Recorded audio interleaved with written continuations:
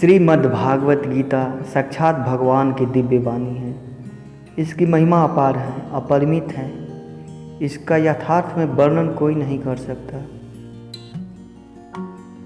इतिहास, पुराण आदि में जगह जगह इसकी महिमा गाई गई है, परंतु जितनी महिमा इसकी अब तक गाई गई है उसे एकत्र कर लिया जाए तो भी यह नहीं कहा जा सकता है कि इसकी महिमा इतनी ही है। सच्ची बात तो यह है कि इसकी महिमा का पूर्णतः वर्णन हो ही नहीं सकता। जिस वस्तु का वर्णन नहीं हो सकता वह अपरिमित कहाँ रही, वह तो परिमित हो गई। गीता एक परम रहस्यमय ग्रंथ है। इसमें संपूर्ण वेदों का सार संग्रह किया गया है। इसकी रचना इतनी सरल और सुंदर है कि थोड़ा अभ्यास करने से भी मनुष्य इसको सहज ही समझ सकता है, परंतु इसका आशय इतना गूढ़ और गंभीर है कि आजीवन निरंतर अभ्यास करते रहने पर भी उसका अंत नहीं आता। प्रतिदिन नए नए भाव उत्पन्न होते रहते हैं।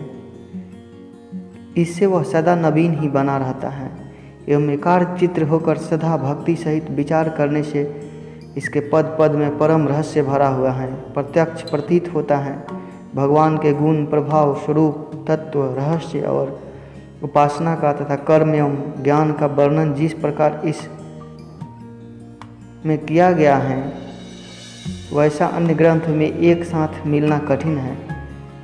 श्री भगवत गीता एक ऐसा अनुप्रमेय शास्त्र है जिसका एक भी शब्द शब्दोपदेश से खाली नहीं है। गीता में एक भी शब्द ऐसा नहीं है जो रोचक कहा जा सके। इसमें जितनी बातें कही गई हैं वे सब अक्षरशः यथार्थ हैं। सत्य स्वरूप भगवान की वाणी में रोचकता की कल्पना करना उसका निरादर करना है। गीता भगवान विष्णु की यह उत्तम ग्रंथ है। भगवान विष्णु का यह उत्तम ग्रंथ पढ़ने और सुनने वाले को पुण्य बढ़ाने वाला, पापनाशक, धन्यवाद के योग्य और समस्त दुखों को दूर करने वाला है। मुनिवर व्यास ने 18 पुराण, 9 व्याकरण और 4 वेदों का मंथन करके महाभारत की रचना की। फिर महाभारत रूपी समुद्र का मंथन करने से प्रकट हुई गीता का भी मंथन करके उसके अर्थ का सार निकालकर उसे भगवान श्री कृष्ण ने अर्जुन के मुख में डाल दिया।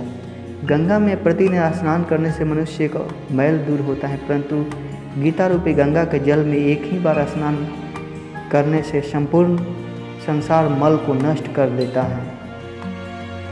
इतना इसकी महिमा होने के बाद आइए हम भगवद गीता को शुरू करते हैं।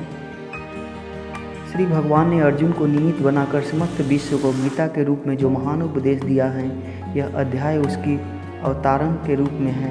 इसमें दोनों ओर के प्रधान योद्धाओं के नाम गिनाए जाने के बाद मुख्यतः अर्जुन बंधु नाश की आशंका से उत्पन्न मोह जनित विषाद का ही वर्णन है। इस प्रकार विषाद भी अच्छा संग मिल जाने पर सांसारिक भोगों में वैराग्य की भावना द्वारा कल्याण की ओर अग्रसर करने वाला हो जाता है। इसीलिए इसका नाम अर्जुन विषाद योग रखा गया है। तो आइए प्रथम अध्याय को हम शुरू करते हैं। धृतराष्ट्र बोले, हे अर्जुन, धर्म भूमि कुरुक्षेत्र में एकत्रित युद्ध की इच्छा वाले मेरे और पांडु के पुत्रों ने क्या किया? संजय बोले, उस समय राजा दुर्योधन ने बिहू का रचना जो पांडवों की सेना को देखकर और द्रोणाचार्य के पास जाकर यह वचन कहा, हे आचार्य, आपके बुद्धिमान शिष्य द्रुपद पुत्र धृष्टद्युम्न द्वारा बिहुकार खड़ी की हुई पांडु पुत्रों की बड़ी भारी सेना को देखिए। इस सेना में बड़े बड़े धनुष वाले तथा युद्ध में भीम और अर्जुन के समान सूरवीर सात्विक और विराट तथा महारथी राजा द्रुपद, धृष्ट केतु और चेकितान तथा बलवान काशीराज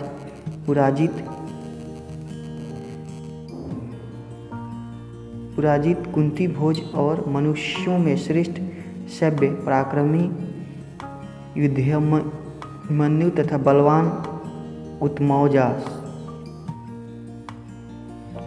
सुभद्रा पुत्र अभिमन्यु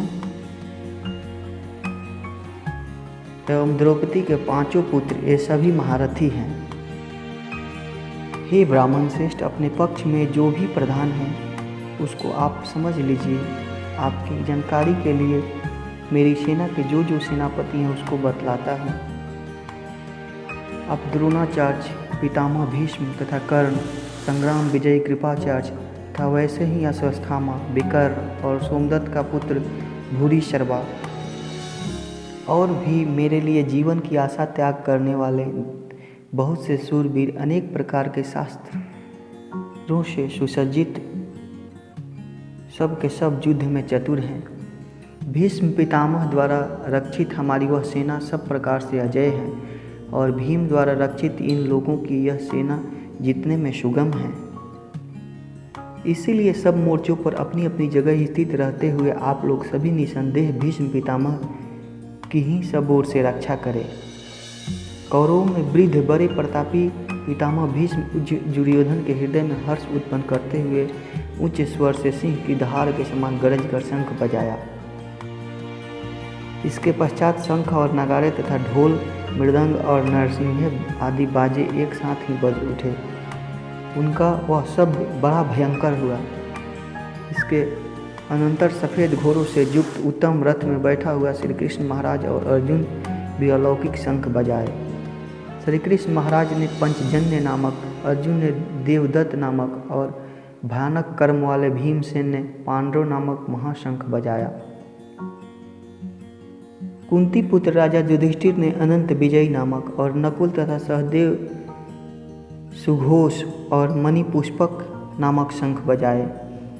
श्रेष्ठ धनुष वाले काशीराज और महारथी श्रीखंडी एवं धृष्टद्युम्न तथा राजा विराट और अजय सात्विक राजा द्रुपद एवं द्रौपदी के पांचों पुत्र और बड़ी भुजा वाले सुभद्रा पुत्र अभिमन्यु, इन सभी ने हे राजन सब ओर से अलग अलग शंख बजाए और उस भयानक शब्द ने आकाश और पृथ्वी को भी गुंजाते हुए धृतराष्ट्र के यानी आपके पक्ष वालों के हृदय विदीर्ण कर दिए हैं। हे राजन, इसके बाद कपिध्वज अर्जुन ने मोर्चा बांधकर डटे हुए धृतराष्ट्र संबंधियों को देखकर उस शस्त्र चलने की तैयारी के समय धनुष उठाकर ऋषिकेश श्री कृष्ण महाराज से यह वचन कहा, हे अच्युत, मेरे रथ की दोनों सेनाओं के बीच में खड़ा कीजिए और जब तक कि मैं युद्ध में डटे हुए युद्ध के अभिलाषी इन विपक्षी योद्धाओं की भली प्रकार देख लूँ कि इस युद्ध रूप व्यापार में मुझे किन किन के साथ युद्ध करना योग्य है, तब तक उसे खड़ा रखिए। दुर्बुद्धि दुर्योधन का युद्ध में हित चाहने वाले जो ये राजा लोग इन सेना में आए हैं, इन युद्ध करने वालों को मैं देखूंगा। संजय बोले, हे धृतराष्ट्र, अर्जुन द्वारा इस प्रकार कहे हुए महाराज श्री कृष्णचंद्र ने दोनों सेनाओं के बीच में भीष्म और द्रोणाचार्य के सामने तथा संपूर्ण राजाओं के सामने उत्तम रथ को खड़ा करके इस प्रकार कहा कि हे पार्थ, युद्ध के लिए जुटे हुए इन कौरवों को देख। इसके बाद प्रथापुत्र अर्जुन ने उन दोनों ही सेनाओं में स्थित ताऊ, चाचों को, दादों को, परदादों को, गुरुओं को, मामाओं को, भाइयों को, पुत्रों को, पौत्रों को तथा मित्रों को, ससुरों को और सुहृदों को भी देखा। उन उपस्थित संपूर्ण बंधुओं को देखकर वे कुंती पुत्र अर्जुन अत्यंत करुणा से युक्त होकर शोक करते हुए यह वचन बोले। अर्जुन बोले, हे कृष्ण, युद्ध क्षेत्र में डटे हुए युद्ध के अभिलाषी इस स्वजन समुदाय को देखकर मेरे अंग शिथिल हुए जा रहे हैं और मुख सूखा जा रहा है तथा मेरे शरीर में कंप एवं रोमांच हो रहा है। हाथ में गांडीव धनुष गिर रहा है और त्वचा भी बहुत जल रहा है तथा मेरा मन भ्रमित सा हो रहा है, इसीलिए मैं खड़ा रहने को भी समर्थ नहीं हूँ। हे केशव, मैं लक्षणों को भी विपरीत ही देख रहा हूँ तथा युद्ध में स्वजन समुदाय को मारकर कल्याण भी नहीं देखता। हे कृष्ण, मैं ना तो विजय चाहता हूँ और ना राज्य तथा ना सुखों को ही। हे गोविंद, हमें ऐसे राज्य से क्या प्रयोजन अथवा ऐसे भोगों और जीवन से भी क्या लाभ है। हमें जिसके लिए राज्य, भोग और सुखादि अभीष्ट हैं, वे ही ये सब धन और जीवन की आशा को त्याग कर युद्ध में खड़े हैं। गुरुजन, ताऊ, चाचा, लड़के और उसी प्रकार दादे, मामे, ससुर, पौत्र, साले तथा अन्य संबंधी लोग हैं। हे मधुसूदन, मुझे मारने पर भी अथवा तीनों लोगों के राज्य के लिए भी मैं इन सबको मारना नहीं चाहता। फिर पृथ्वी के लिए तो कहना ही क्या है। हे जनार्दन, धृतराष्ट्र के पुत्रों को मारकर हमें क्या प्रसन्नता होगी? इन आतताइयों को मारकर तो हमें पाप ही लगेगा। एतएव हे माधव, अपने ही बांधव धृतराष्ट्र के पुत्रों को मारने के लिए हम योग्य नहीं हैं, क्योंकि अपने ही कुटुंबों को मारकर हम कैसे सुखी होंगे।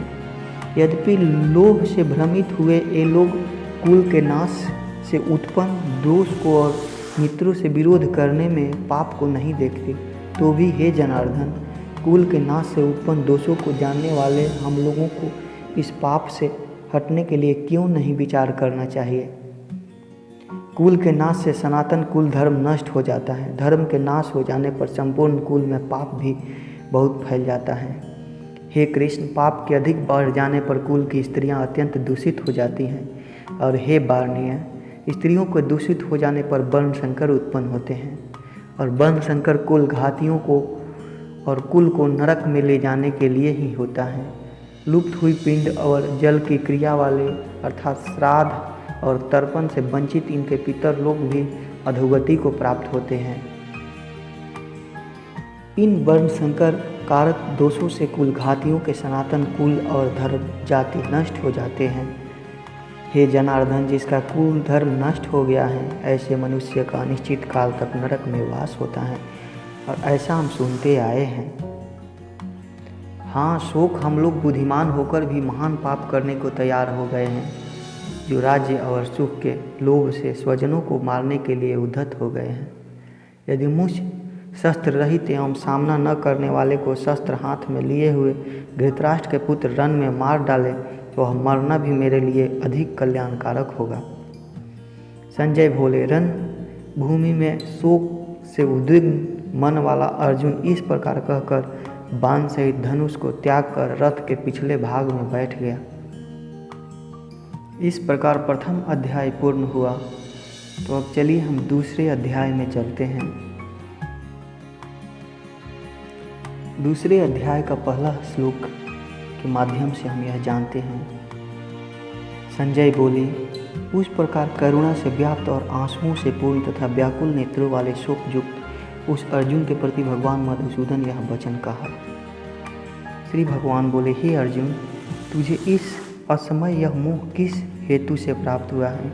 क्योंकि न तो यह श्रेष्ठ पुरुषों द्वारा आचरित है, न स्वर्ग को देने वाला है, न कृति को करने वाला ही है। इसलिए हे अर्जुन, नपुंसकता को मत प्राप्त हो, तुझमें यह उचित नहीं जान पड़ती। हे परंतप, हृदय की तुच्छ दुर्बलता को त्याग कर युद्ध के लिए खड़ा हो जा। अर्जुन बोले, हे मधुसूदन, मैं रणभूमि में किस प्रकार बाणों से भीष्म पितामह और द्रोणाचार्य के विरुद्ध लड़ूंगा?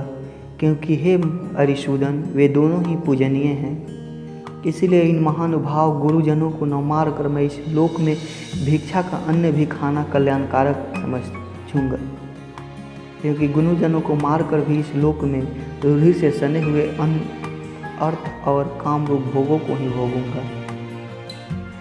हम यह नहीं जानते कि हमारे लिए युद्ध करना और न करना, इन दोनों में से कौन सा श्रेष्ठ है, अथवा यह भी नहीं जानते कि उन्हें हम जीतेंगे या वे हमको जीतेंगे। और जिनको मारकर हम जीना भी नहीं चाहते, वही हमारे आत्मीय धृतराष्ट्र के पुत्र हमारे मुकाबले खड़े हैं। इसीलिए कायरता रूप दोष से उपहत हुए स्वभाव वाला तथा धर्म के विषय में मोहचित हुआ मैं आपसे पूछता हूँ कि जो साधन निश्चित कल्याणकारक हो वह मेरे लिए कहिए, क्योंकि मैं उसका शिष्य हूँ। इसलिए आपके शरण हूँ, मुझको शिक्षा दीजिए। क्योंकि भूमि में निष्कंटक धन्य धन्य संपन्न राज्य को और देवताओं के समीपने को प्राप्त होकर भी मैं उस उपाय को नहीं देखता जो मेरे इंद्रियों के सुखाने वाले शोक को दूर कर सके। संजय बोले, हे राजन, इंद्र को जीतने वाले अर्जुन अंतर्यामी श्री कृष्ण महाराज के प्रति इस प्रकार कहकर फिर श्री गोविंद भगवान से युद्ध नहीं करूँगा यह स्पष्ट कहकर चुप हो गए। हे भरतवंशी धृतराष्ट्र, अंतर्यामी श्री कृष्ण महाराज दोनों सेनाओं के बीच में शोक करते हुए उस अर्जुन को हंसते हुए से यह वचन बोले। श्री भगवान बोले, हे अर्जुन, तू न शोक करने योग्य मनुष्यों के लिए शोक करता है और न ही पंडितों से वचनों को कहता है, परंतु जिसके प्राण चले गए और जिसके प्राण नहीं गए उसके लिए भी पंडित जन शोक नहीं करते। न तो ऐसा ही है कि मैं किसी काल में नहीं था या तू नहीं था अथवा ये राजा लोग नहीं थे, और न ऐसा ही है कि इससे आगे भी हम सब लोग रहेंगे। जैसा जीवात्मा की देह में बालकपन, जवानी और वृद्धावस्था होती है, वैसे ही अन्य शरीर की प्राप्ति होती है। उस विषय में धीर पुरुष मोहित नहीं होते। हे कुंती पुत्र, सर्दी, गर्मी, सुख, दुख को देने वाले इंद्रिय और विषयों के संयोग तो उत्पत्ति विनाशशील और अनित्य हैं, इसलिए हे भारत उसको तू सहन कर। क्योंकि हे पुरुष श्रेष्ठ, दुख सुख को समान समझने वाला जिस धीर पुरुष के इंद्रियों और विषयों के संयोग व्याकुल नहीं करती, मोक्ष के योग्य होता है। असत वस्तु की तो सत्ता नहीं है और सत्य का भाव नहीं है। इस प्रकार इन दोनों का ही तत्वज्ञानी पुरुषों द्वारा देखा गया है। नाश रहित तो तू उसको जान जिससे यह संपूर्ण जगत दृश्य वर्ग व्याप्त है। इस अविनाशी का विनाश करने में कोई भी समर्थ नहीं है। इस नाश रहित अपरमेय नित्य स्वरूप जीवात्मा के सब शरीर नाशवान कहे गए हैं। इसीलिए हे भरतवंशी अर्जुन, तू युद्ध कर। जो इस आत्मा को मारने वाला समझता है तथा जो इसको मरा मानता है, वे दोनों ही नहीं जानते, क्योंकि यह आत्मा वास्तव में न किसी को मारता है और न किसी के द्वारा मारा जाता है। यह आत्मा किसी काल में भी न तो जन्मता है और न मरता है तथा न यह उत्पन्न होता है, क्योंकि यह अजन्मा, नित्य, सनातन, पुरातन है। शरीर के मारे जाने पर भी यह नहीं मारा जाता। हे पृथापुत्र अर्जुन, जो पुरुष इस आत्मा को नाश रहित, नित्य, अजन्मा और अव्यय जानता है, वह पुरुष कैसे किसको मारता है और कैसे किसको मरवाता है। जैसे मनुष्य पुराने वस्त्रों को त्याग कर दूसरे नए वस्त्रों को ग्रहण करता है, वैसे ही जीवात्मा पुराने शरीर को त्याग कर दूसरे नए शरीर को प्राप्त होता है। इस आत्मा को शस्त्र नहीं काट सकते, इसको आग नहीं जला सकती, इसको जल नहीं गला सकता और वायु नहीं सुखा सकता, क्योंकि यह आत्मा अछेद है, यह आत्मा अदाह्य है, अक्रेद है, अक्लेश है, निसंदेह आशुष्य है।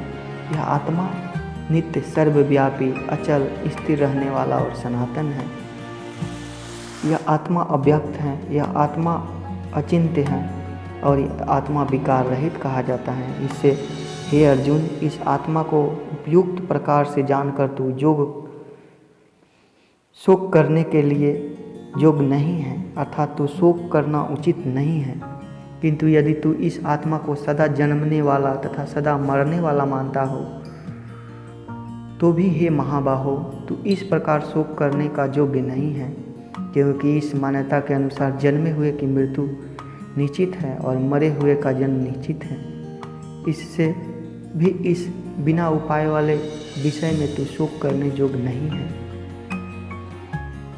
हे अर्जुन, संपूर्ण प्राणी जन्म से पहले अप्रगट थे और मरने के बाद भी अप्रगट हो जाने वाले हैं, केवल बीच में ही प्रकट हैं। फिर ऐसी स्थिति में क्या शोक करना है। कोई एक महापुरुष आत्मा को आश्चर्य की भांति देखता है और वैसे ही दूसरा कोई महापुरुष ही इसको तत्व आश्चर्य की भांति वर्णन करता है तथा दूसरा कोई अधिकारी पुरुष ही आश्चर्य की भांति सुनता है और कोई तो सुनकर भी इसको नहीं जानता है। हे अर्जुन, यह आत्मा सबके शरीर में सदा ही अवध्य है। इस कारण संपूर्ण प्राणियों के लिए तू शोक करने योग्य नहीं है तथा अपने धर्म को देखकर भी तू भय करने योग्य नहीं है, यानी तुझे भय नहीं करना चाहिए, क्योंकि क्षत्रिय के लिए धर्म युक्त युद्ध से बढ़कर दूसरा कोई कल्याणकारी कर्तव्य नहीं है। हे पार्थ, अपने आप प्राप्त हुए और खुले हुए स्वर्ग के द्वार को इस प्रकार युद्ध को भगवान के क्षत्रिय लोग ही पाते हैं। किंतु यदि तू इस धर्म युद्ध को नहीं करेगा तो स्वधर्म और कृति को खोकर पाप को प्राप्त होगा तथा सब लोग तेरी बहुत काल तक रहने वाली अपकृति की भी कथन कहेंगे और माननीय पुरुषों के लिए अपकृति मरण के समान है। और जिसकी दृष्टि में तू पहले बहुत सम्मानित होकर अब लघुता को प्राप्त होगा, वे महारथी लोग तुझे भय के कारण युद्ध से हटा हुआ मानेंगे। तेरे भैरी लोग तेरे सामर्थ्य की निंदा करते हुए तुझे बहुत से न कहने योग्य वचन भी कहेंगे। उससे अधिक दुख और क्या होगा? या तो तू युद्ध में मारा जाकर स्वर्ग को प्राप्त होगा अथवा संग्राम में जीतकर पृथ्वी का राज भोगेगा। इस कारण हे अर्जुन, तू युद्ध के लिए निश्चित करके खड़ा हो जा। जय पराजय, लाभ हानि, सुख दुख समान समझकर इसके बाद युद्ध के लिए तैयार हो जा। इस प्रकार युद्ध करने से तू पाप को नहीं प्राप्त होगा। हे पार्थ, यह बुद्धि तेरे लिए ज्ञान योग के विषय में कही गई है और अब तू इसे कर्म योग के विषय में सुन। जिस बुद्धि से युक्त हुआ तू कर्मों के बंधन को भली भांति त्याग देगा, यानी सर्वथा नष्ट कर डालेगा।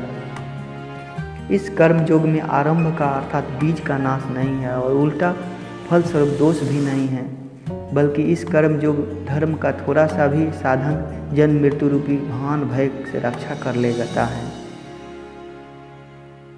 हे अर्जुन, इस कर्म योग में निश्चितात्मिका बुद्धि एक ही होती है, किंतु अस्थिर विचार वाले विवेकहीन सकाम मनुष्य की बुद्धियाँ निश्चित ही बहुत भेदों वाली और अनंत होती हैं।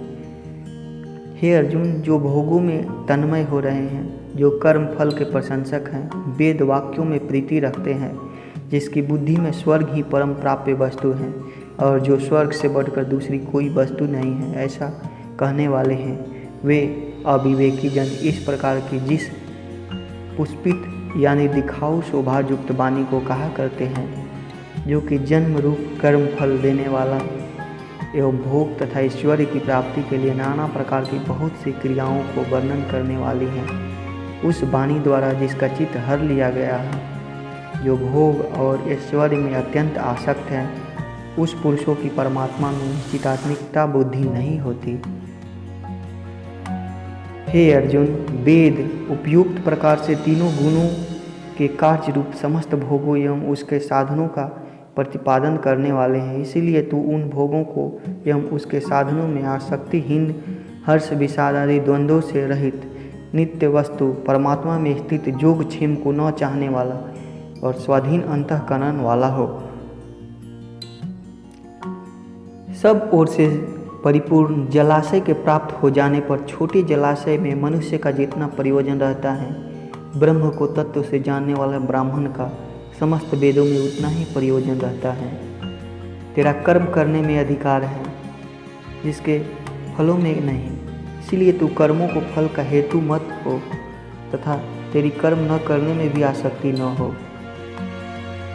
तो इस गीता के श्लोक में एक प्रश्न उठता है कि तेरा कर्म करने में ही अधिकार है। इस कथन से क्या भाव दिखलाई पड़ता है? तो इसका उत्तर यह है कि इस मनुष्य शरीर में ही जीवन को नवीन कर्म करने की स्वतंत्रता दी जाती है। अतः यदि वह अपने अधिकार के अनुसार परमेश्वर की आज्ञा का पालन करता रहे और उस कर्मों में तथा उसके फल में आसक्ति का सर्वथा त्याग करके उस कर्मों को परमात्मा को प्राप्ति का साधन बना ले, तो वह सहज में ही परमात्मा को प्राप्त कर सकता है। तुम्हें इस समय मनुष्य शरीर प्राप्त है, अतः तुम्हारा कर्मों में अधिकार है, इसीलिए तुम्हें इस अधिकार का सदुपयोग करना चाहिए। मनुष्य का कर्म करने में ही अधिकार है, उसका स्वरूप त्याग करने में वह स्वतंत्र नहीं है। यदि वह अहंकार पूर्वक हर्ष से कर्मों को स्वरूप त्याग की चेष्टा भी करे तो भी सर्वथा त्याग नहीं कर सकता, क्योंकि उसका स्वभाव उसे जबरदस्ती कर्मों में ही लगा देता है।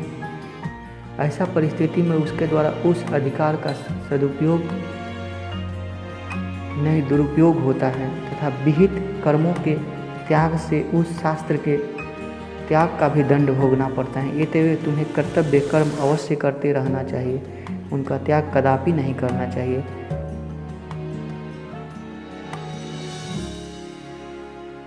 दूसरा प्रश्न उठता है कि कर्म के फलों में तेरा अधिकार नहीं है, इस कथन का क्या भाव है?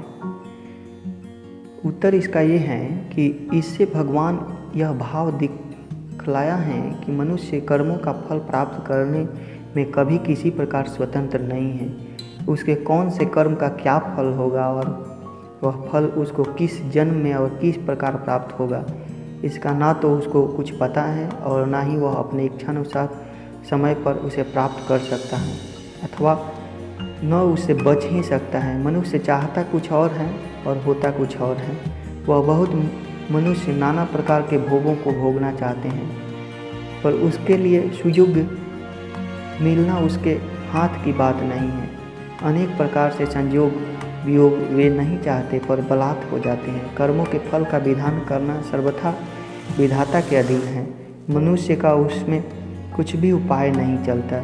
आशय हिपुत्रेष्टि आदि शास्त्रीय यज्ञानुष्ठानों के सांगोपांग पूर्ण होने पर उसके फल प्राप्त होने का निश्चय विधान है, और वैसे ही कर्म सकाम मनुष्य कर भी सकते हैं, परंतु उसका यह विहित फल भी कर्म कर्ता के अधीन नहीं है, देवताओं के ही अधीन है। इसीलिए इस प्रकार इच्छा करना कि अमुक वस्तु मान बड़ाई या प्रतिष्ठा अथवा स्वर्ग आदि लोकों की मुझे प्राप्ति हो, एक प्रकार से आज्ञा ही है। साथ ही यह सब अत्यंत ही तुच्छ एवं अल्पकाल अस्थायी अनित्य पदार्थ हैं। ये तुमको तो किसी भी फल की कामना नहीं करनी चाहिए। तो चलिए हम दूसरे अध्याय में चलते हैं, और यहाँ पे धनंजय कहते हैं, हे तू आसक्ति त्याग कर तथा सिद्धि और असिद्धि में समान बुद्धि वाला होकर योग में स्थित हुआ कर्तव्य कर्मों को कर, समत्व ही योग कहलाता है। इस समत्व रूप बुद्धि योग से सकाम कर्म अत्यंत ही निम्न श्रेणी के हैं। इसलिए हे धनंजय, तू सम बुद्धि से ही रक्षा का उपाय ढूंढ, अर्थात बुद्धि योग का ही आश्रय ग्रहण कर, क्योंकि फल के हेतु बनने वाले अत्यंत दीन हैं। सम बुद्धि युक्त पुरुष पुण्य और पाप दोनों को इसी लोक में त्याग देता है, अर्थात उससे युक्त मुक्त हो जाता है। इसमें तू समत्व रूप योग में लग जा। यह समत्व रूप योग ही कर्मों में कुशलता अर्थात कर्म बंधन से छूटने का उपाय है, क्योंकि सम बुद्धि से युक्त ज्ञानी जन कर्मों से उत्पन्न होने वाले फल को त्याग कर जन्म रूपी बंधन से मुक्त हो निर्विकार परम पद को प्राप्त हो जाते हैं। जिस काल में तेरी बुद्धि मोह रूप दलदल को भली भांति पार कर जाएगी, उस समय तू सुने हुए और सुनने में आने वाले इस लोक और परलोक संबंधी सभी भोगों को वैराग्य को प्राप्त हो जाएगा। भांति भांति के वचनों को सुनने से विचलित हुई तेरी बुद्धि जब परमात्मा में अचल और स्थिर ठहर जाएगी, तब तू योग को प्राप्त हो जाएगा, अर्थात तेरा परमात्मा में नित्य संयोग हो जाएगा। अर्जुन बोले, हे केशव, समाधि में स्थित परमात्मा को प्राप्त हुए स्थिर बुद्धि पुरुष का क्या लक्षण है? वह स्थिर बुद्धि पुरुष कैसे बोलता है, कैसे बैठता है और कैसे चलता है? श्री भगवान बोले, हे अर्जुन, जिस काल में यह पुरुष मन में स्थित संपूर्ण कामनाओं को भली भांति त्याग देता है और आत्मा में ही संतुष्ट रहता है, उस काल में वह स्थित प्रज्ञ कहा जाता है। दुखों की प्राप्ति होने पर जिसके मन में उद्वेग नहीं होता, सुखों की प्राप्ति में जो सर्वथा निष्प्रिया है तथा जिसके राग भय और क्रोध नष्ट हो गए हैं, ऐसा मुनि स्थिर बुद्धि कहा जाता है। जो पुरुष सर्वत्र स्नेह रहित हुआ उस शुभ या अशुभ वस्तु को प्राप्त होकर न प्रसन्न होता है और न ही द्वेष करता है, उसकी बुद्धि स्थिर है।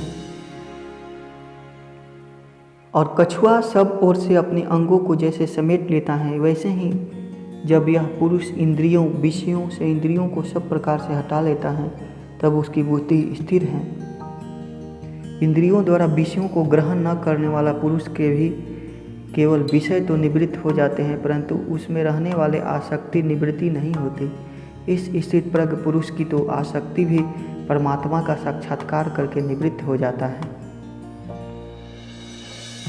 हे अर्जुन, आसक्ति का नाश न होने के कारण प्रथम स्वभाव वाली इंद्रियां यत्न करते हुए बुद्धिमान पुरुष के मन को ही बलात् कर लेती हैं। इसलिए साधक को चाहिए कि वह उस संपूर्ण इंद्रियों को बस में कर समाहित चित्त हुआ मेरे परायण होकर ध्यान में बैठे, क्योंकि जिस पुरुष की इंद्रियां बस में होती हैं उसी की बुद्धि स्थिर हो जाती है। विषयों का चिंतन करने वाला पुरुषों की उस विषयों में आसक्ति हो जाती है। आसक्ति से उस विषयों की कामना उत्पन्न होती है और कामना में विघ्न पड़ने पर क्रोध उत्पन्न होता है। क्रोध से अत्यंत मूढ़ भाव उत्पन्न हो जाता है। मूढ़ भाव से स्मृति में भ्रम हो जाता है। स्मृति में भ्रम हो जाने पर बुद्धि अर्थात ज्ञान शक्ति का नाश हो जाता है और बुद्धि का नाश हो जाने से यह पुरुष अपनी स्थिति से गिर जाता है। परंतु अपने अधीन किए हुए अंतःकरण वाला साधक अपने बस में की हुई राग द्वेष से रहित इंद्रियों द्वारा विषयों में विचरण करता हुआ अंतःकरण की प्रसन्नता को प्राप्त होता है। अंतःकरण की प्रसन्नता होने पर इसके संपूर्ण दुखों का अभाव हो जाता है और उस प्रसन्न चित्त वाले कर्म योगी की बुद्धि शीघ्र ही सब ओर से हटकर एक परमात्मा में ही भली भांति स्थित हो जाती है। न जीते हुए मन और इंद्रियों वाले पुरुष में निश्चयात्मिकता बुद्धि नहीं होती और उस आयुक्त मनुष्य के अंतःकरण में भावना भी नहीं होता तथा भावनाहीन मनुष्य को शांति नहीं मिलती और शांति रहित मनुष्य को सुख कैसे प्राप्त हो सकता है। क्योंकि जैसे जल में चलने वाले नाव को वायु हर लेते हैं, वैसे ही विषयों में विचरती हुई इंद्रिय यूँ से मन जिस इंद्रिय के साथ रहता है वह एक ही इंद्रिय इस अयुक्त पुरुष की बुद्धि को हर लेती है। इसीलिए हे महाबाहो, जिस पुरुष की इंद्रियों के विषयों में सब प्रकार निग्रह की हुई है उसी की बुद्धि स्थिर है। संपूर्ण प्राणियों के लिए जो रात्रि के समान है उस नित्य ज्ञान रूप परमात्मा की प्राप्ति में स्थित प्रज्ञ योगी जागता है और जिस नाशवान सांसारिक सुख की प्राप्ति में सब प्राणी जागते हैं, परमात्मा के तत्व को जानने वाला मुनि के लिए वह रात्रि के समान है। जैसे नाना नदियों के जल जब सब ओर से परिपूर्ण अचल प्रतिष्ठा वाले समुद्र में उसको विचलित न करते हुए ही समा जाते हैं, वैसे ही सब भोग जिस स्थित प्रज्ञ पुरुष में किसी प्रकार का विकार उत्पन्न किए बिना ही समाप्त हो जाते हैं, वही पुरुष परम शांति को प्राप्त होता है, भोगों को चाहने वाला नहीं। जो पुरुष संपूर्ण कामनाओं को त्याग कर ममता रहित, अहंकार रहित, अस्पृहा रहित वह विचरता है, वह शांति को प्राप्त होता है, अर्थात वह शांति को प्राप्त होता है। हे अर्जुन, यह ब्रह्म को प्राप्त पुरुष की स्थिति है। इसको प्राप्त होकर योगी कभी मोहित नहीं होता और अंतकाल में भी इस ब्रह्म भी स्थिति में स्थित होकर ब्रह्मानंद को प्राप्त हो जाता है। इस प्रकार दूसरा अध्याय पूर्ण हुआ।